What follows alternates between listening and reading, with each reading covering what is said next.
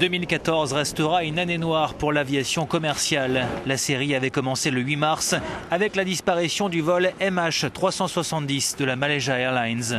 Parti de Kuala Lumpur direction Pékin avec 239 personnes à bord, l'appareil avait émis son dernier signal au-dessus de l'océan Indien, 7 heures après son décollage. Malgré des recherches colossales, les plus importantes et les plus coûteuses de l'histoire, l'avion reste à ce jour introuvable. Fait rarissime, la Malaysia Airlines sera endeuillée une seconde fois le 17 juillet quand un autre de ses Boeing est abattu par un missile au-dessus de l'est de l'Ukraine.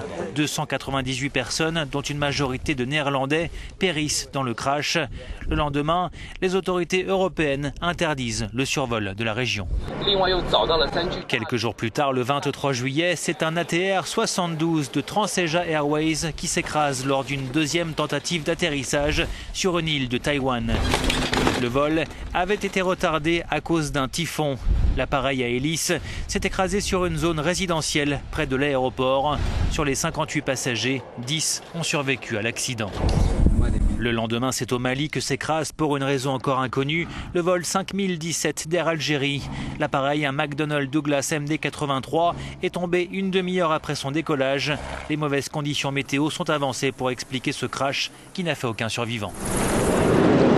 En 2014, les accidents d'avion ont fait plus de victimes que la moyenne annuelle des 5 dernières années.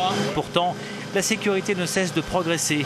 Les tests avant l'entrée en service des nouveaux appareils sont très exigeants et les systèmes de navigation automatique sont de plus en plus sophistiqués. Chaque crash sert à améliorer la sécurité aérienne. Le drame du Rio-Paris en 2009 a ainsi conduit la compagnie Air France à prolonger de 30 à 90 jours la durée d'émission des balises, des boîtes noires. Par ailleurs, ces avions émettent leur position toutes les 10 minutes, voire toutes les minutes en cas de déviation de trajectoire, des mesures qui ne sont pas encore obligatoires.